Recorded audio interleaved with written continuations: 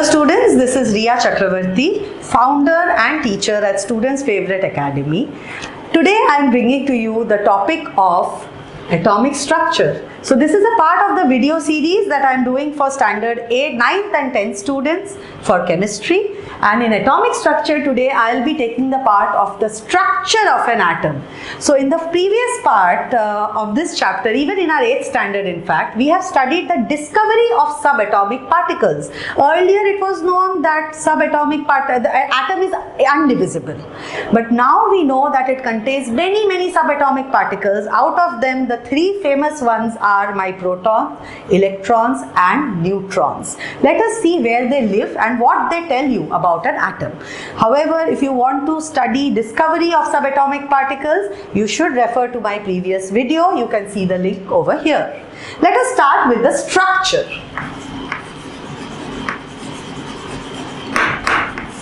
Structure of an atom. So atom predominantly consists of two parts. One is the nucleus, which is like, you can look at it like the sun in our planetary model, and the shells or the energy levels or the orbits, you can call it whatever you want to, that carries the electrons which revolve around the nucleus in those fixed orbits. So let us draw one atom.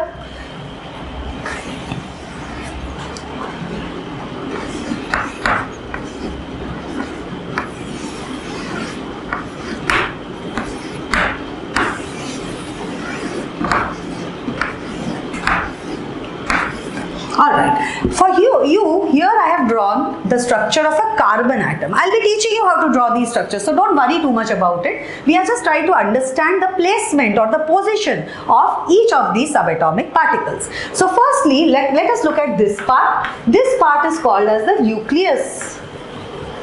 Nucleus is housed to two subatomic particles. One is your protons and one is your neutrons. And these two shells or energy levels or orbits that you can see, these are the carriers of only electrons. Electrons are negatively charged particles, protons are positively charged particles, and neutrons do not have any charge. In the same way, protons and neutrons have mass, but electrons mass, we say the mass is zero, but the mass of an electron cannot be zero, but it is negligible as compared to protons and neutrons. So we can see the mass of electron is almost 1/1837 times the mass of protons or neutrons, and protons or neutrons have almost the same mass. So we just assume, for the sake of unitary method, we assume that electrons do not have any mass, but they are carrier of one negative charge. That means each electron carries a charge of -1. So electrons are represented like this, E.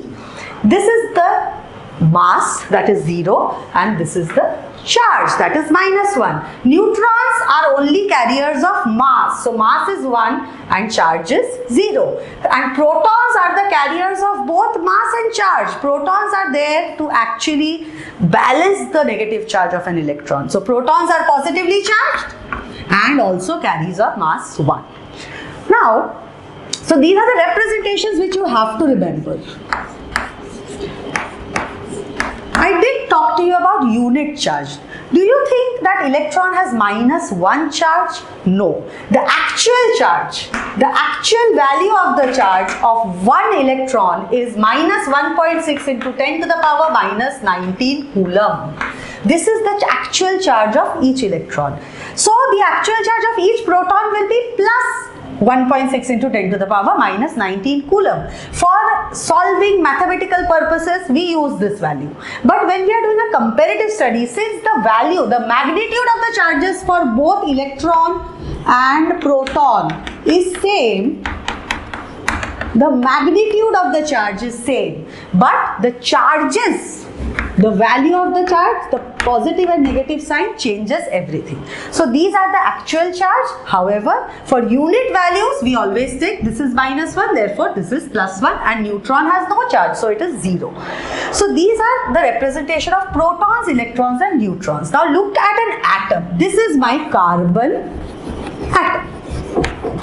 We will, again I'm telling you, don't worry, I'm going to teach you how to draw these structures. This is only for reference right now. So carbon atom contains 6 protons, 6 neutrons, 6 electrons. So if I have to represent it diagrammatically, this is how I will draw it. And if I have to represent it symbolically, I will write C. That stands for your symbol for carbon.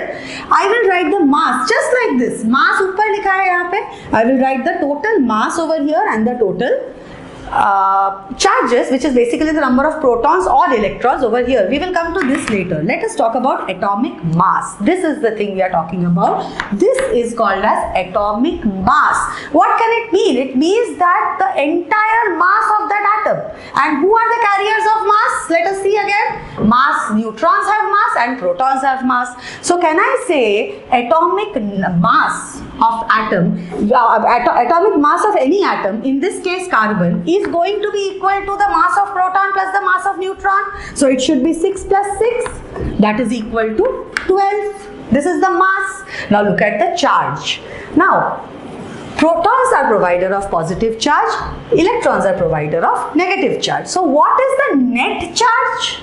The net charge, there are 6 protons and 6, 1, 2, 3, 4, 5, 6 electrons. So the net charge is 0 over here. But what is the charge that is present? Like what is the magnitude of the charge that is present? 6 each. 6 of protons or 6 of electrons. So that brings us to the concept of atomic number. Atomic number can be represented by many things. What is it? What does it mean? It means that the total number of protons inside the nucleus or the total number of electrons in an electrically stable atom. Now what does an electrically stable atom mean? Whenever we look at an atom which does not have any charge on it or which is not an ion, when do we form ions? We form ions by either receiving electrons, gaining electrons or losing electrons. So an atom like we have over here, which has neither lost any electrons nor gained any electrons, is electrically neutral. And when it is electrically neutral, only then the number of protons and the electrons are same. So protons are inside the nucleus. If they are inside the nucleus, it is difficult to bring them out. It is difficult to exchange protons. So what do we exchange? The ones which are outside in the orbits. These are the ones which are exchanged. Exchange matlab either it is given or taken. So let's say if I give away 1 electron from here. So now what is the number of protons? 6 protons. But what is the number of electrons? This is gone. So there is 1, 2, 3, 1, 2, 3, 4, 5 electrons only. So if I give away 1 electron from my electrically stable atom, can I say the atomic number can be 5? 1, 2, 3, 4, 5? Because I said that atomic number can be represented by either the number of protons which is in the nucleus or the number of electrons in an electrically stable atom. Is this an electrically stable atom now? Let us see. How many protons are there in this atom? There are 6 protons. So can I say plus 6 charge hai? 6 protons. And there are right now, since I lost 1 electron, how many electrons does it have? 1, 2, 3, 4, 5. So it has minus 5 charge for the 5 electrons. So what will be the net charge of this whole atom? The net charge of this whole atom will be 6 minus 5, that is plus 1. So it's a positive ion. So is it electrically stable? Is it electrically neutral? No. So can we take the number of protons, electrons in picture over here to find our atomic number? No. Atomic number can only be found through the number of electrons only when that atom has not reacted or has not given or taken out any electron of its own. So the safest way to find atomic number is count the number of protons, because it never actually changes.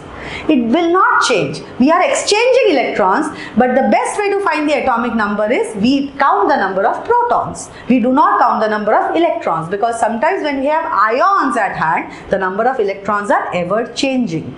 So we need to keep this in mind when we are finding the atomic number. So what is the atomic number of carbon? 6. because 6 is the number of protons inside, and when it was electrically neutral, that means when it had not given out any electron or accepted any extra electron, then also it had 6 electrons. So that is also a way of finding your atomic number. So let me represent this carbon atom for you. Carbon has total number of protons and neutrons is 6 plus 6, that is 12. So mass, remember, mass is given by protons and neutrons, and that means addition. So you have to add both the values of protons as well as neutron, and you will get the atomic mass. And how do you get the atomic number? The atomic number is the number of protons inside the nucleus, or it is number of electrons in an electrically neutral atom. That means it has not exchanged any electrons, which is also 6. 6 and 6 in this case. So this is how we represent any atom, and based on this we can also find the number of neutrons. Sometimes they will give you a structure like this. Let us see a very small example. I have any atom X whose atomic mass is 23 and atomic number is 11. Look, let us look at this atom. Okay. Now, what is this 23? Again, it is the mass value, atomic mass. That means the mass of proton plus mass of neutron is equal to 23.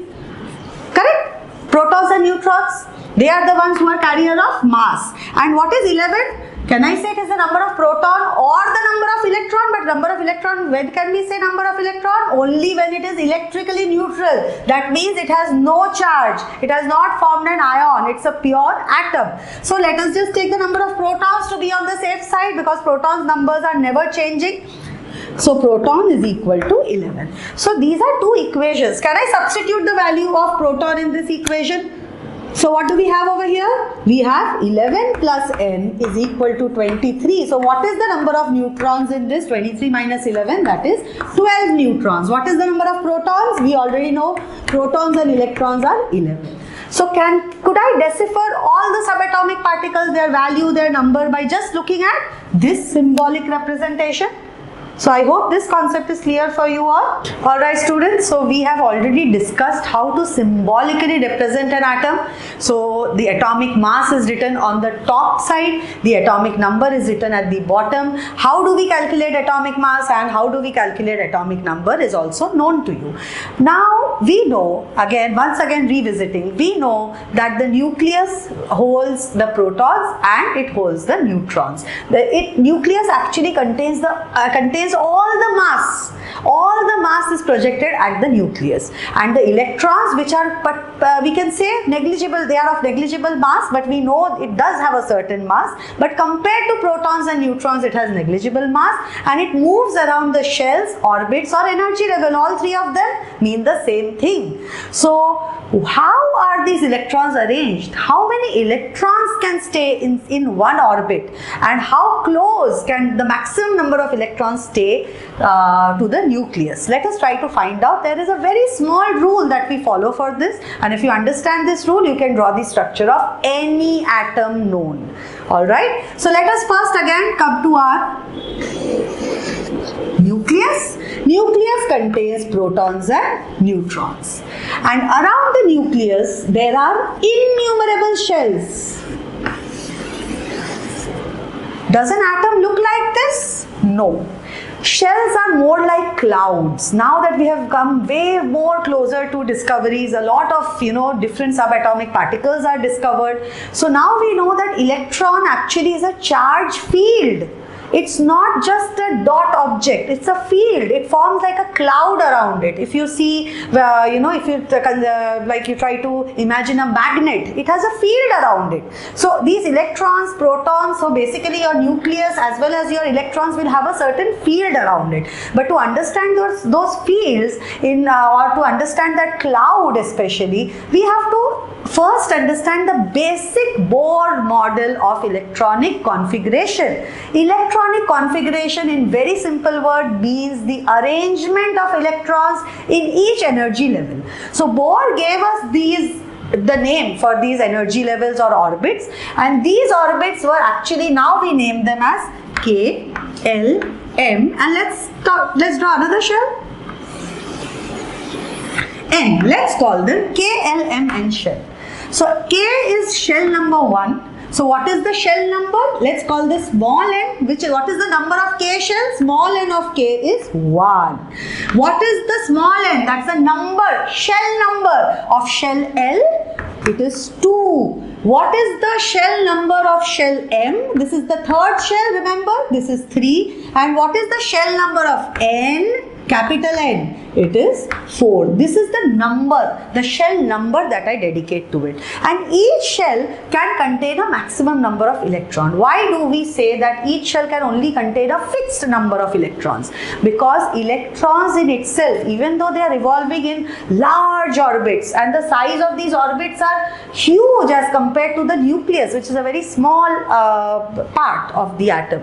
So these shells will, if they have a certain number of electrons, there is going to be some repulsion between the electrons, and there is going to be some attraction with the nucleus, because nucleus, you should know, is now positively charged. So this balance, this dynamic equilibrium of the electrons repelling themselves and electrons and protons attracting themselves, to get that particular balance, there is a fixed number of electrons that can be accommodated in each orbit. So let us see how are the electrons arranged. They are arranged, number 1, by a formula which is called as the octet rule.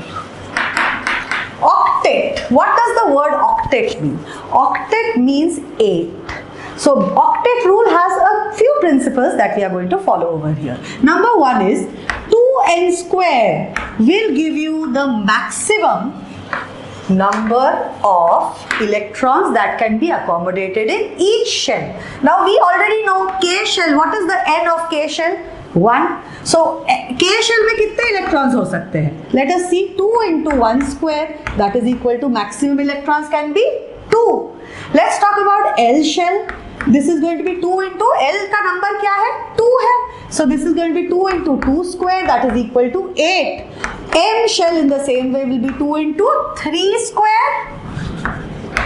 So that is 18. And N shell can have maximum how many electrons? Maximum number of electrons is 2 into 4 square, that is 16 into 2, 32 electrons. The first formula gives us, you should remember this, maximum number of electrons in each shell. Alright, but there is one condition to this rule. The condition to this rule is, let's say this is the last shell of a certain atom. This is the last shell of a certain atom. The last shell cannot contain more than 8 electrons. So how can we accommodate this? I will show it to you with the help of an example, but just try to understand the second rule. The maximum number of electrons in the last shell cannot exceed 8. So if last shell of an atom has 18 electrons in it, then it will actually accommodate it in the next shell. How does it accommodate in the next shell? Let us look at an example of potassium. Potassium is K. Let me represent it. Potassium is K.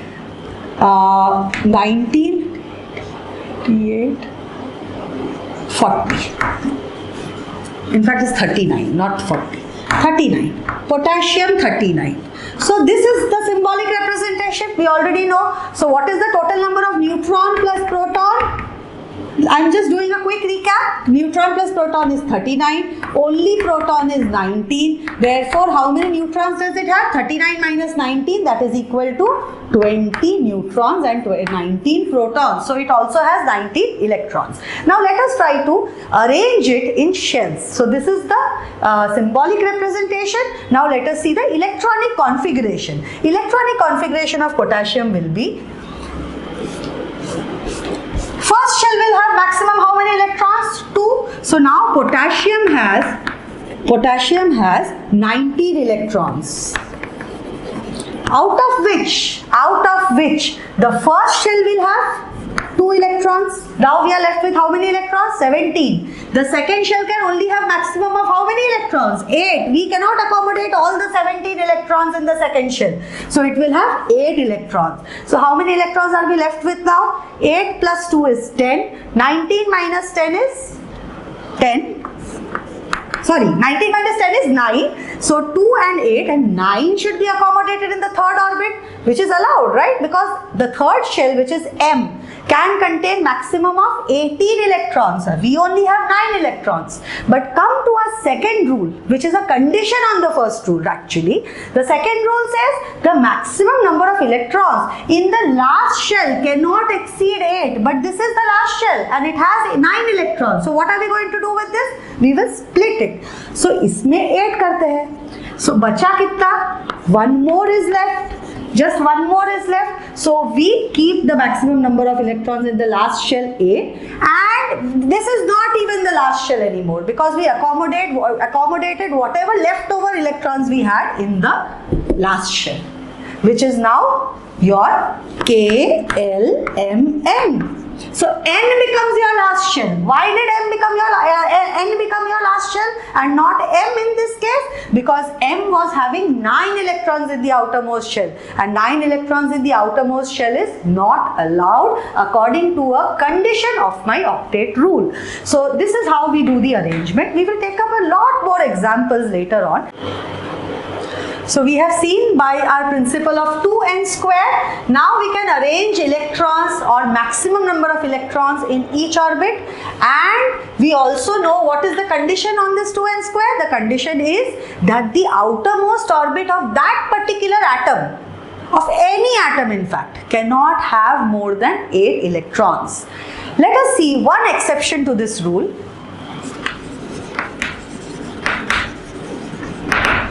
That is helium, and also let us talk about hydrogen.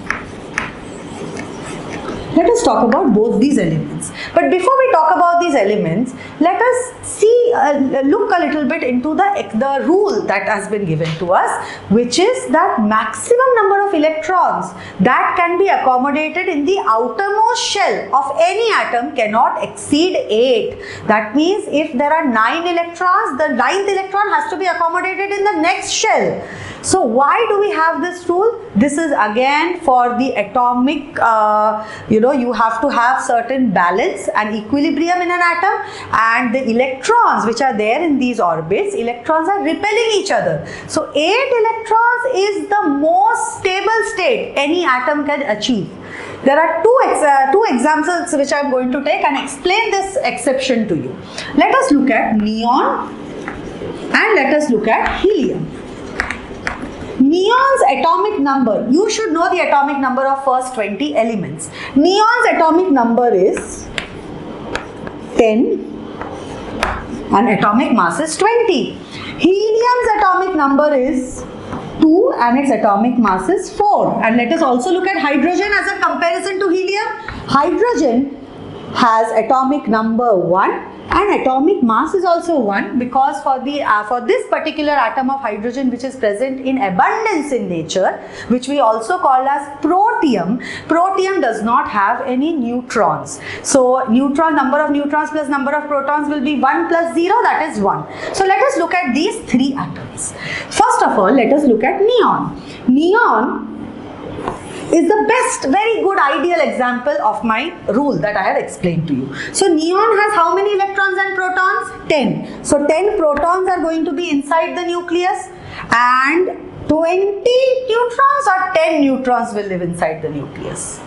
10 neutrons, because 10 plus 10 becomes 20. A lot of times students mistake this 20 as the number of neutron. It is not the number of neutron. It is the number of neutrons plus the number of protons. So to find the number of neutrons, you have to subtract the number of protons from the atomic mass, like I have explained it to you earlier. So remember, 20 is the sum of the masses of protons and neutrons. It's not just the mass of neutron. So how many neutrons are present? 10. How many protons are present? 10. Let us apply our octet rule, the rule over here that we have in hand. So 2n square. So first orbit will have how many electrons? For any atom, first orbit can only have 2 into 1 square. So first orbit. K orbit will have 2 into 1 square, that is 2.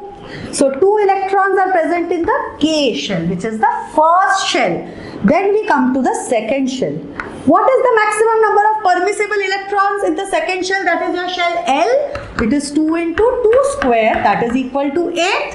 So, and how many are we left with? We have 10 electrons and 10 protons. So 2 are already accommodated. So how many are left? 10 minus 2, that is 8. So it has 8. 1, 2, 3, 4, 5, 6, 7, 8. Alright, come to helium. Helium has 2 protons and how many neutrons? 4 minus 2, that is 2 neutrons. And it has 2 electrons only, which are accommodated in the first shell. And maximum number of electrons in the first shell is 2. This also has 2 electrons. Maximum number of electrons in the second shell or the last shell. In fact, isn't this the outermost shell of my neon? What is the maximum number of permissible electrons in the outermost shell of any atom? 8 is the maximum number. Whenever it goes more than 8, it has to be accommodated in the next shell. So here also maximum number of electrons are achieved for both these atoms. Can I say this? So here helium becomes your exception, because since helium and hydrogen have only one shell, because they have 1 and 2 electrons respectively, and both the electrons can be accommodated in a single shell. So for hydrogen and helium, both have only one shell, and this shell is very close to your nucleus. So for helium and hydrogen, we change or tweak this rule a little bit and we call it the duplet rule. What do we call it? Duplet. Why? Because helium and hydrogen are such small atoms that they can reach their electronic satisfaction by just 2 electrons in the outermost shell. But for neutrons, neon or any bigger atom, in fact any atom which has more than 2 shells or more than 1 shell also in many cases, they will be following the octet rule. That means, what is the meaning of octet rule? Octet rule means that the most stable atom will be an atom which contains 8 electrons in the outermost orbit. Now, neon contains 8 electrons in the outermost orbit. The moment neon moves on to the next element, which is actually Na, sodium is the next element to neon. Its atomic number is 11 and atomic mass is 23. Let us draw the structure of sodium. Sodium has definitely 11 protons, and how many neutrons does it have? 23 minus 11, not 23. So this will be 12 neutrons. How many electrons does it have? 11. According to our rule, first shell can only have 2 electrons. So I am accommodating 2 electrons here. Second shell can have 8 electrons. How many are left? 2 gone, 9 left. So second shell, definitely I am accommodating 8 electrons.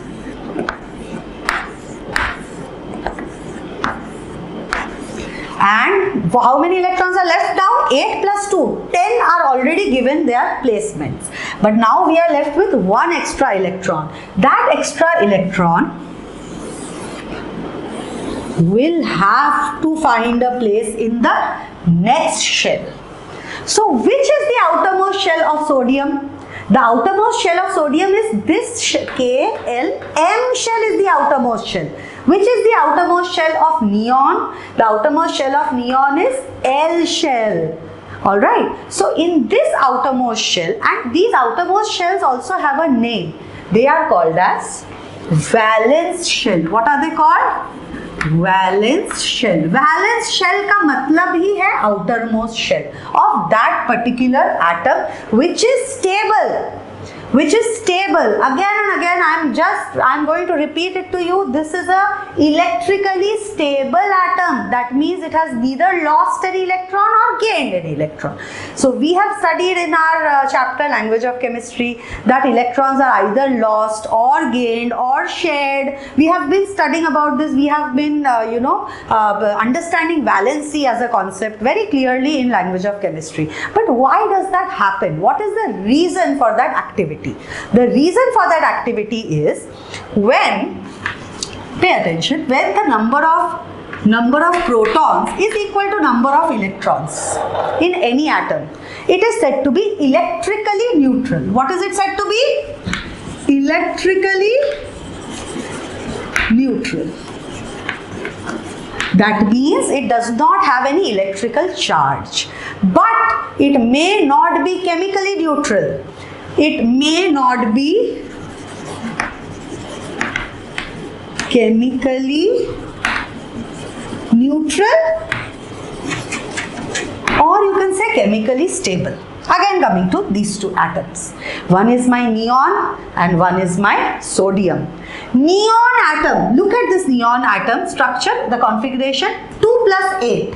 So it actually is the best candidate for the rule that we have placed in hand, because it has 8, maximum number of electrons is allowed electrons in valence shell is 8, and it does have those 8 electrons. So it is an ideal gas, or we say inert gas or noble gas. That means, tell me, if maximum number of electrons that are allowed in the last shell is 8, and I have 8 electrons in my last or valence shell, will I lose or gain any electrons?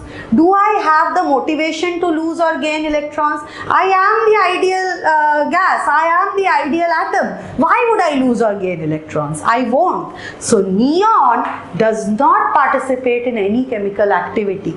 Neon is electrically neutral as well as chemically neutral in its atomic state itself. That means in its just atomic level, without any exchange of electrons, it is charge wise also it's neutral. The number of protons and electrons are 10 each, so it does not have any charge. So electron electrically neutral to hai. And it is, what about its chemical neutrality? It already has 8 electrons in its outermost shell. That is the precondition that is given to us. So if it has those 8 electrons in the outermost shell, it wouldn't want to take any more electron, because it can't take more electrons. 8 is the maximum allowed electron, number of electrons in the valence shell. And definitely it will not give any electron. Why? Because it has the maximum permissible number of electrons in its last shell. So these gases which are electrically neutral as well as chemically neutral, they are called as inert gases, noble gases, or ideal gases. So here when we see, helium is also a noble gas. Helium is an inert gas or a noble gas. Why? Because helium has 2 electrons in its first shell. So first shell mein maximum permissible electrons kitne hai? 2. So it already has achieved that stability. So again, it does not need to participate in any other exchange of electrons. And exchange of electrons that happens is called as chemical activity. Now, who will, out of these 3 candidates will be exchanging electrons? Let us look at sodium. Sodium has electronic configuration of, let me write it down, electronic configuration first shell mein hai 2, second shell mein hai 8, third shell may have 1. What about neon? First shell has 2, second shell has 8. What about helium? Only 1 shell, 2. So this is how we write it in a bracket. Coming to the sodium. First shell has 2 electrons. Is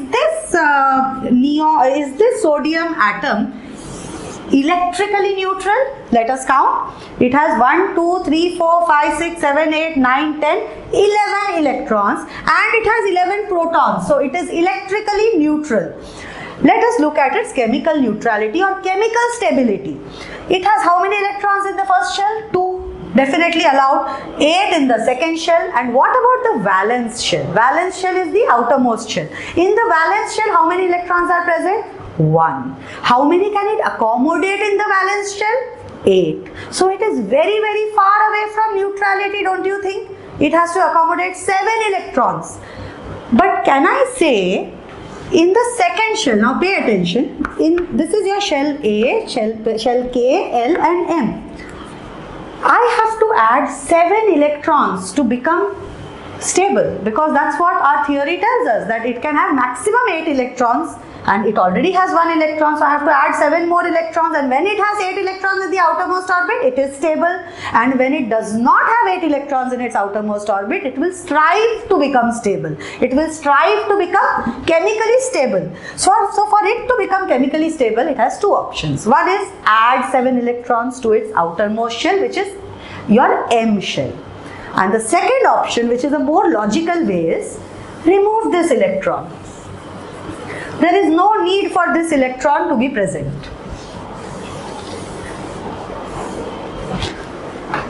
What if I remove that last electron? What happens? Now this is your valence shell.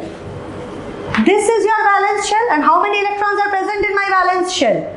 Let's count. 1, 2, 3, 4, 5, 6, 7, 8. So now it has become chemically stable. How did it become chemically stable? Let us look at it once more. Sodium lost one electron and became sodium ion. This sodium ion has a positive charge. Why does it have a positive charge? Because now it has 11 protons but only 10 electrons. So it has a +1 charge, because electrons bring negative charge, protons bring positive charge. More the number of protons, more the positive charge, more the number of electrons, more the negative charge. So now this sodium ion jo hai yahan pe, it is definitely chemically neutral. Why is it chemically neutral? Because sodium ion only has 2,8 configuration. Because 2,8,1 में से 1 हमने निकाल दिया. We have removed 1 electron from the last shell. But is it electrically neutral anymore? It's not electrically neutral because now it has a charge. So it has become a sodium ion. Ions, again, ions are the ones which participate in any reaction.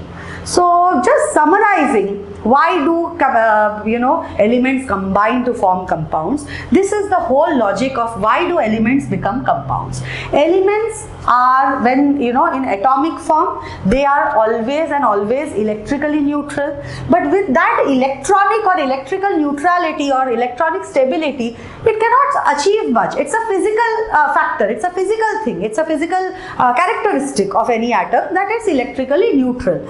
But when it tries to become chemically neutral, it either has to gain electron or it has to lose electron. I'll give you an example of chlorine. Chlorine can gain, or let's say chlorine will gain or lose. So chlorine has atomic number 17. Let us see how it will be arranged. First shell 2 electrons, second shell 8 electrons, and the third shell will be the last 7 electrons left. Alright. So how does a chlorine atom look? It will be something like this. 17 protons. It has 18 neutrons. I know this, that's why I'm writing it. And in the first shell there will be 2 electrons. In the second shell there will be 8 electrons, because 10 तो है ही electrons इसके पास. 10 accommodate हो गए. बच्चे कितने? 7. So let us accommodate these 7 also. So 1, 2, 3, 4, 5, 6, 7. Now this also has 3 shells, K shell, L shell and M shell. Now out of these 3 shells, look at the last shell, which is my valence shell. It has 7 electrons. So it can easily gain 1 electron and it can become chemically stable. Remember, what happens to this chlorine? Where do I write it here? Chlorine gains 1 electron and becomes Cl minus. Why did it become Cl minus? Because the number of electrons are more than the number of protons now. So it has become an anion and your sodium becomes a cation. So again, coming back to the need for chemical activity, why does an atom become chemically active? Because it needs to achieve the octet state. Octet state matlab kya hota hai? The state where you have 8 electrons in your last orbit. For that, it either gives away electrons, like in case of my sodium, where it completely gave away that electron. So you may have this question, where did the shell go? The shell is an imaginary path. So if the electron disappears, the shell also disappears with it. The shell does not exist like this. It is an imaginary path. We only write shells, or we only draw shells for our understanding of configuration. Coming to chlorine, chlorine had, what was the number of valence electrons in the valence shell? Valence shell is the outermost shell, and the number of electrons in the outermost shell is called as the valence electrons. So what is the valence electrons of chlorine? last shell में कितने electrons है? 7. How does it achieve chemical stability? By getting 8 electrons in all. In total it already has 7, so it will gain 1 electron and it will become a chloride ion. Chloride ion is electrically unstable and it is chemically stable. Now once it has become chemically stable, this chloride and this sodium, if they are in close vicinity, can they attract each other? Because sodium has positive charge, chlorine has negative charge. When they are in close vicinity, can they attract each other and form a bond?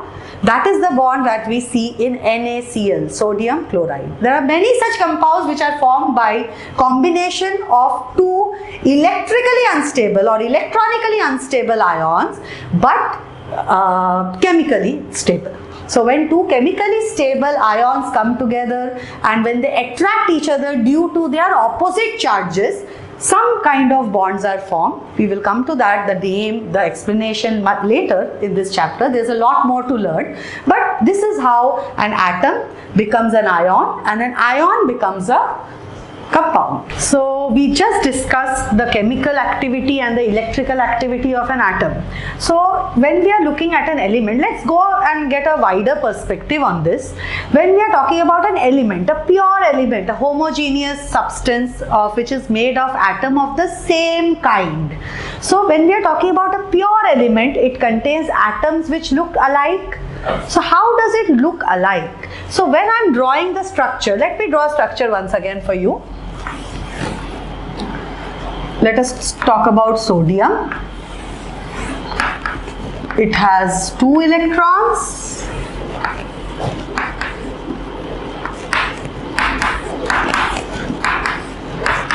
Eight in the second shell as per our rule, principle of 2n square.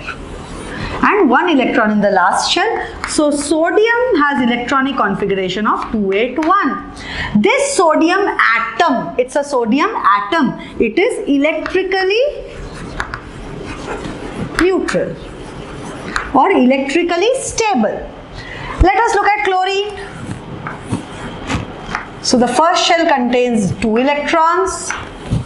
Second shell contains 8 electrons.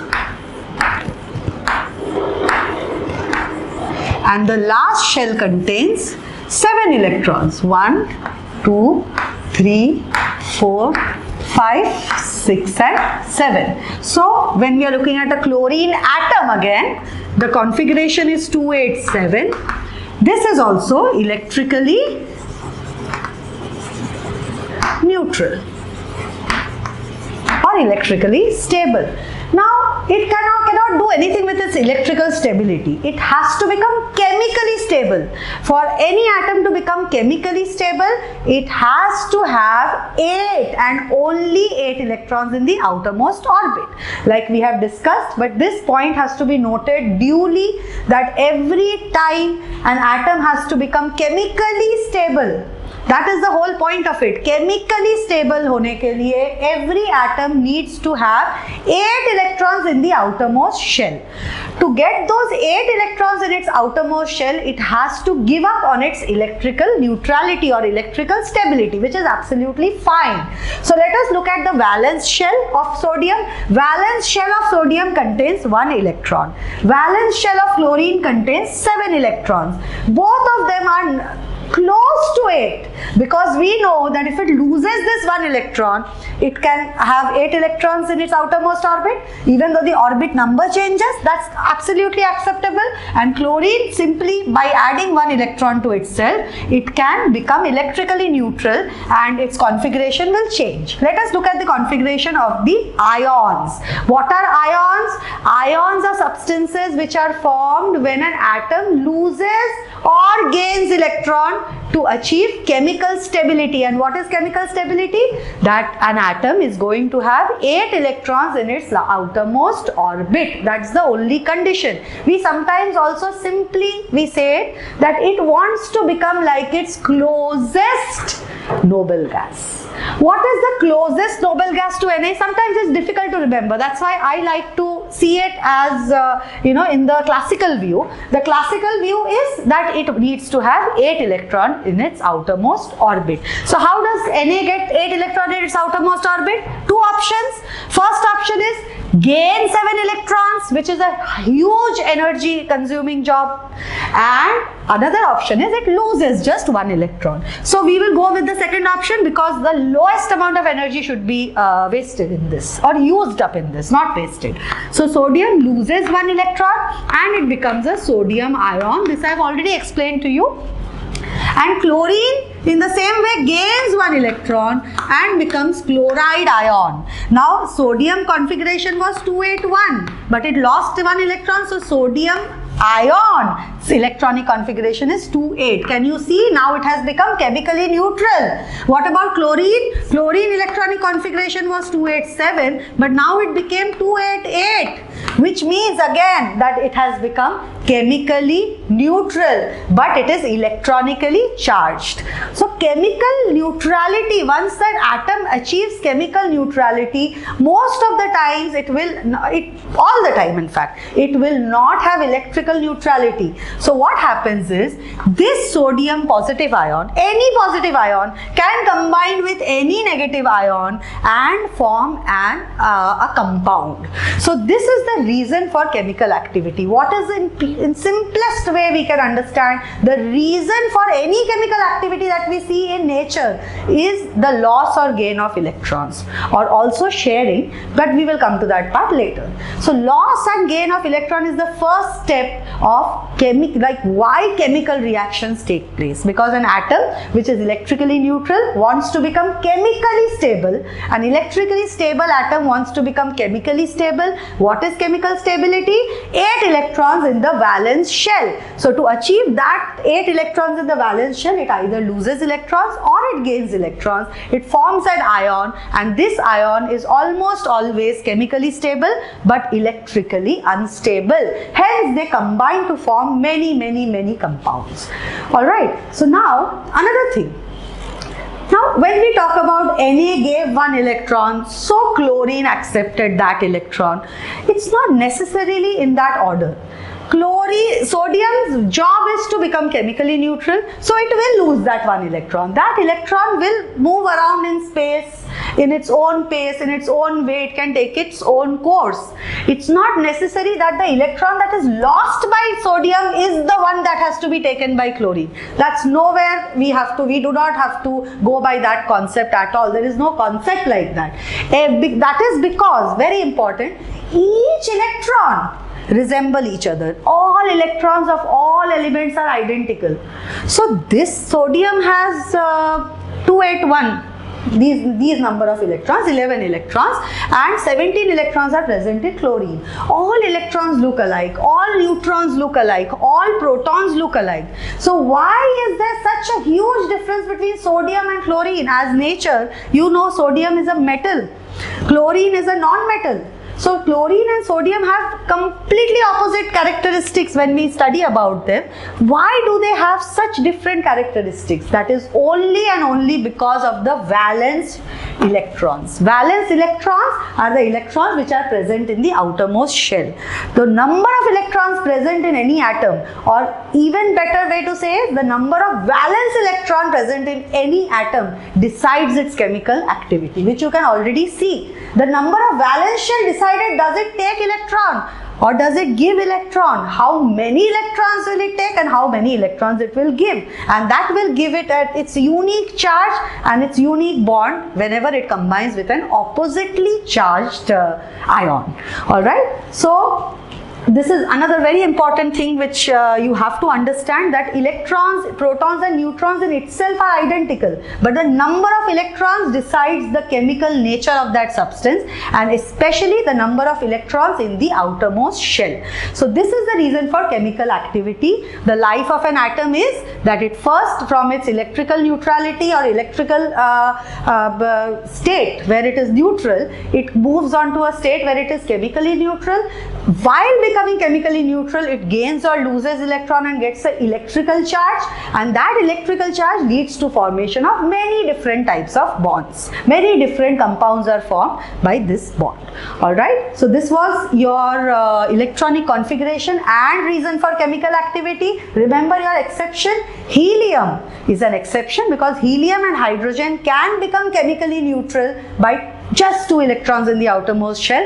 The reason for that is the atom is very small and it only has one shell, and according to our principle of 2n square, only 2 electrons can be accommodated in the first shell. So the moment it achieves 2 electrons in the first shell, it does become chemically stable. Alright, so this was your concept of electronic configuration and of chemical activity. So now let us look at the electronic configuration, the orbital structure of the first 20 elements of the periodic table. I highly recommend that you should learn the orbital structure. There is nothing to learn. It's just application of your information, of the knowledge that you have. So you should know the first 20 elements. You should know their atomic numbers. You should definitely know their electronic configuration, and you must know their orbital structure. It's very important. Look here, we are applying what we have learned so far. Alright, let us look at the first 20 elements, the first 20 atomic numbers, and let us look at their electronic configuration and their orbital structure. Hydrogen only has 1 electron, so it will be in the first orbit. Helium has 2. Again, hydrogen and helium are allowed to have a duplet stability. Remember this, they are the 2 exceptions. Coming to lithium, lithium also can lose 1 electron and get duplet stability, but we won't include lithium and beryllium and boron in this category because it has 2 shells. Alright, that's all that matters. 1 shell, duplet is allowed. For 2 shells, we will come to that later. Coming to beryllium, its atomic number is 4. So 2, 2. So there are 2 electrons in the first shell, 2 in the second. For boron, there are 2 in the first shell, 3 in the second. Now the second shell has begun.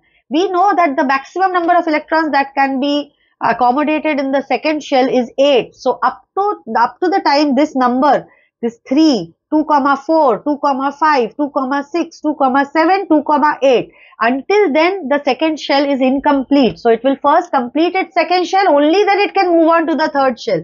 Any electrons cannot be skipped, or they cannot be promoted to the next shell without completing the first shell.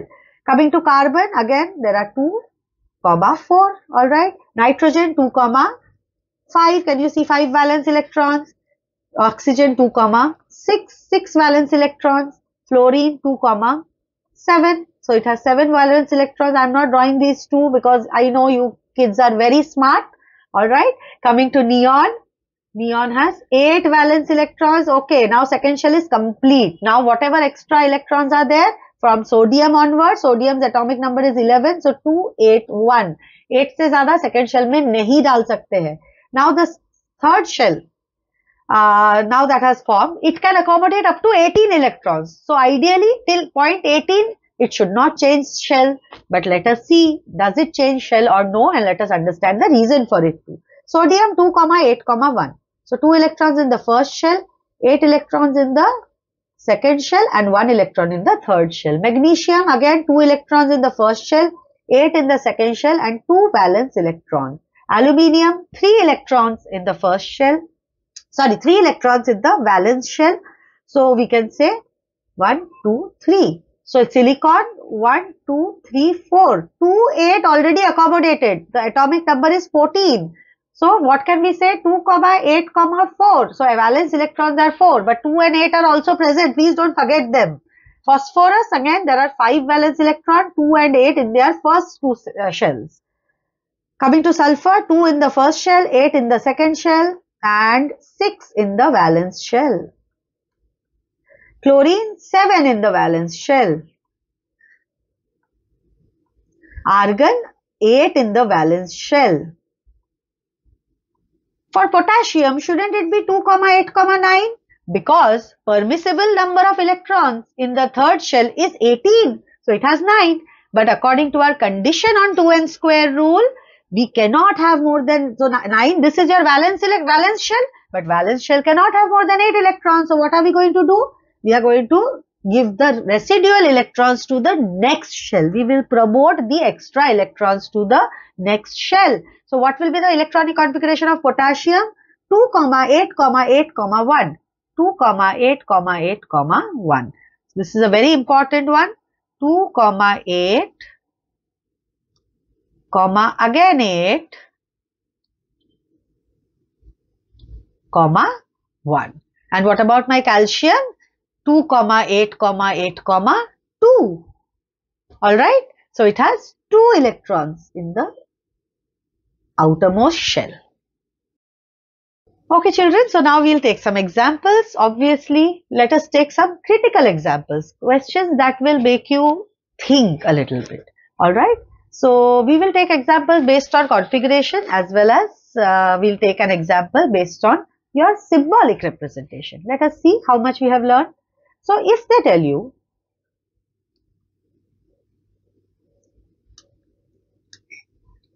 draw the structure, that means you have to draw the orbital structure. Alright. So let us draw the structure for this one.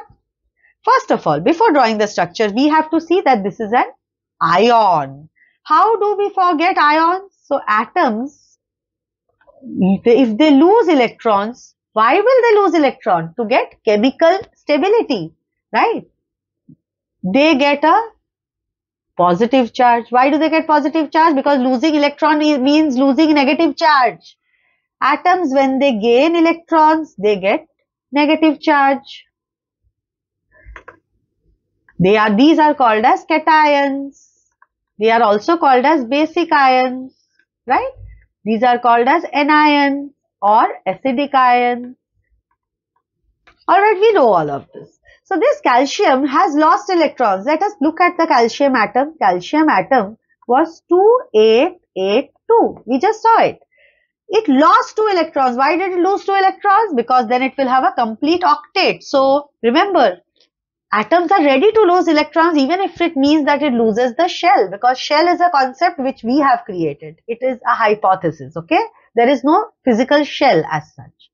Alright, so 288 बनने के लिए it loses 2 electrons, and when it loses 2 electrons, it has 2 less negative charges. So positive charge का excess हो गया है, because electrons अभी कितने हैं सिर्फ 288, that is 18 electrons are present, but how many protons are present? 20 only, because number of protons do not change. They are inside the nucleus. So अभी 288 हो गया है, the electronic configuration, and Ca2 plus बन चुका है. So if first of all, if they also ask you in this question that find the subatomic particle or find the number of subatomic particles. Find the number of subatomic particles. Alright? ये भी पूछा है सोचो. So अब मुझे बताओ, अभी ये वाला जो हमारे पास है question, this is the question. Now here, can we say by just looking at it the number of protons, electrons and neutrons? Protons तो बोल सकते हैं 20 है, neutrons भी बोल सकते हैं कितने हैं 40 minus 20, that is equal to 20. Now how many electrons will it have? It is an ion. That's why I showed you this reaction. This ion has how many electrons? 2 electrons are lost, my dears. So now it has 18 electrons. So you have named the number of subatomic particles, you have numbered them. Now let us draw the structure. Remember, it has a charge, it's an ion. So let us draw the structure for calcium. 2 plus calcium ion. So it has 20 protons and 20 neutrons. And it has 3 shells, correct? Now it is only left with 3 shells. Can you see here? Yeah. Sorry.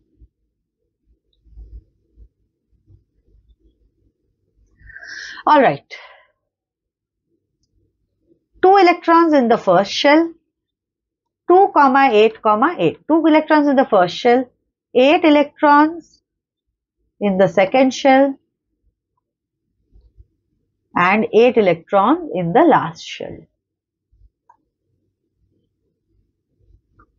But do not forget that this calcium also has a charge. So when it has a charge, we represent it in square brackets with the charge written on top. So this is going to be the orbital. Alright, now let us look at a type of question which has symbolic representation in it. This is very easy for you guys, I know it. So let us look at sodium. Now let us look at the first example. We have to find PQRS. That's our job. So let us do it. Sodium, this is the atomic mass, this is the atomic number. Alright. So we already know that number of protons kitne honge?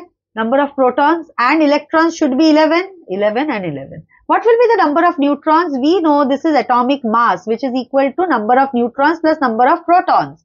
Protons are 11. So neutrons will be 23 minus 11, that is equal to 12. So this is your answer.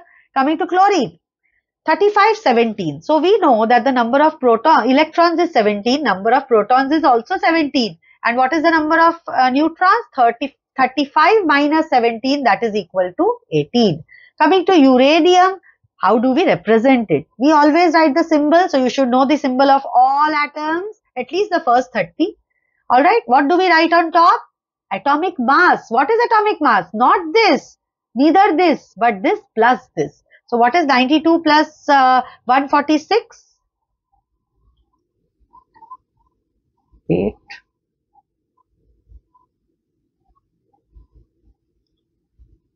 238. And what do we write over here? The atomic number, which is equal to the number of protons or the number of electrons. Coming to S, let us find what is S. F, atomic number 9. Whose atomic number is 9?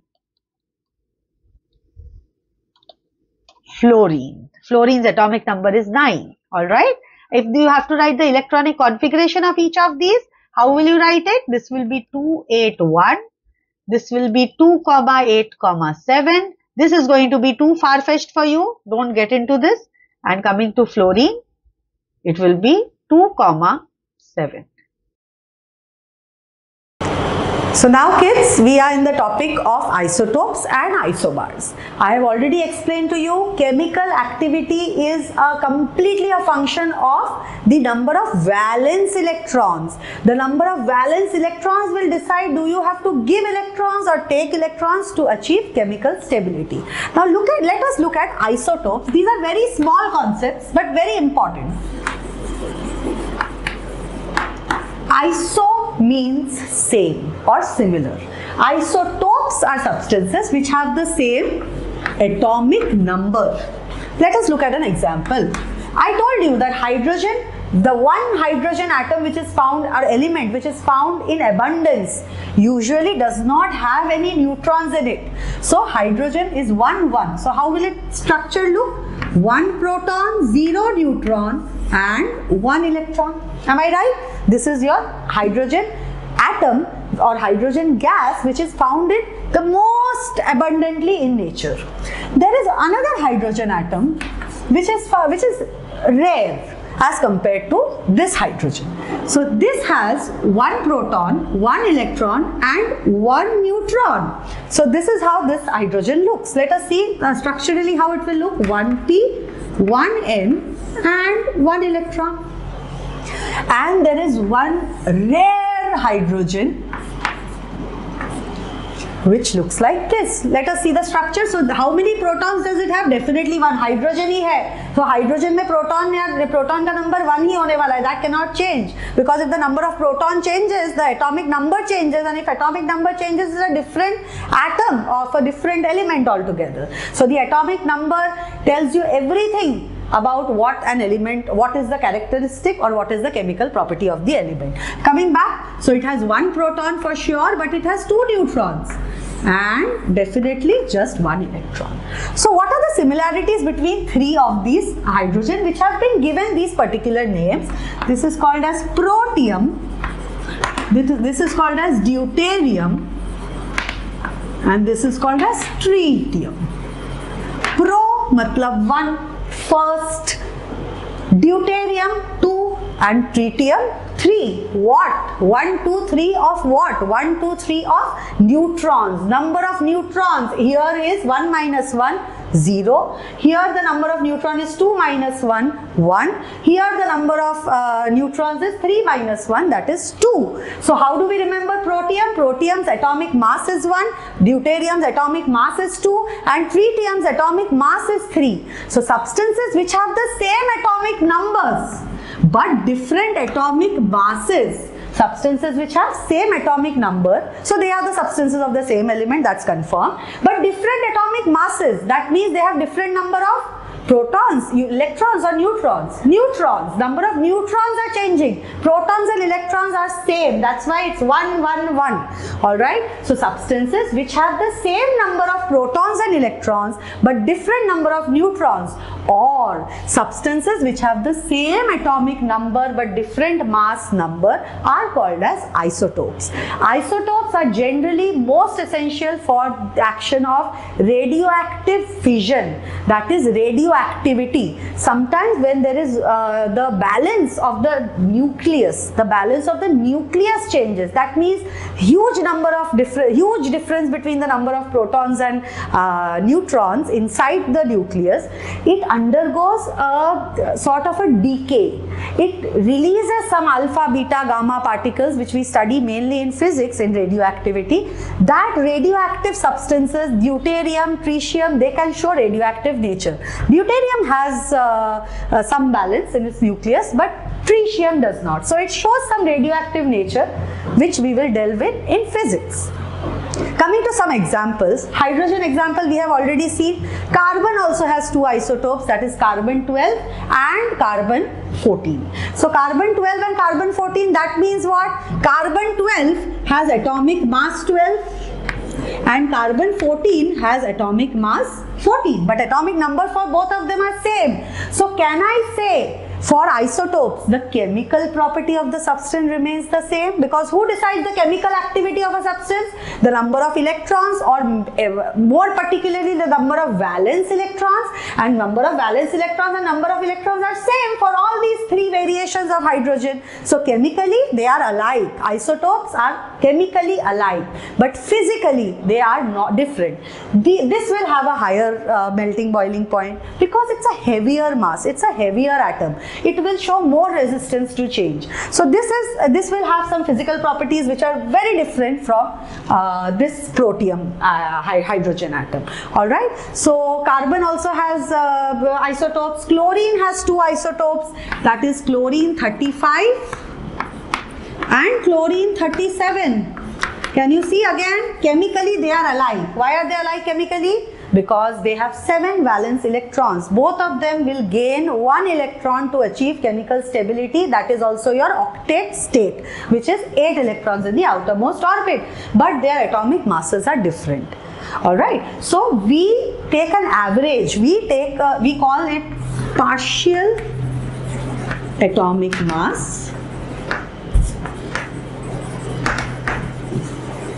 Partial atomic mass is basically the mean or the average of the number of chlorine atoms which are of this nature found, of this categorization found in nature and this categorization. So we say from here that 37, the number 37, chlorine 37 jo hai, chlorine 37 is very, very rare. It is in the ratio of 1:3 when you compare it with chlorine 35. So when you compare it with chlorine 35, we can say there are 3 parts of chlorine 35 for each 1 part of chlorine 13. So parts of chlorine 35 into the atomic mass of this chlorine atom plus parts of chlorine 37 found in nature into its atomic mass divided by 3 plus 1, that is the total number of parts. 3 parts of chlorine 35 अगर nature में है तो 1 part of chlorine 37 भी है, तो total how many parts are there? 3 plus 1, that is 4 parts. So when you calculate this, you get it as 35.5. Therefore we write the atomic mass of chlorine, we always take it as 35.5. This concept is not there in your scope, but still you should know how do we calculate partial atomic mass. Partial atomic mass only comes into the picture when we have isotopes in hand, and here protium is very common and these two are extremely rare, so we just take into account hydrogen, protium form of hydrogen in the isotope, and we also place it on the periodic table. However, for chlorine you can, it's comparative.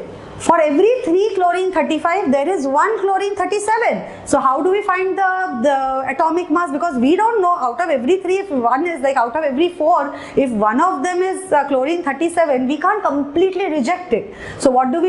We multiply the ratio of chlorine 35 with its atomic mass and we add it with the product of the ratio of chlorine 37 with its ratio in nature, which is 1:3, and we take the total number, that is 3 plus 1, because for every 4 parts, 3 parts comprises of chlorine 35 and 1 part comprises of chlorine 37. So this is the formula for it.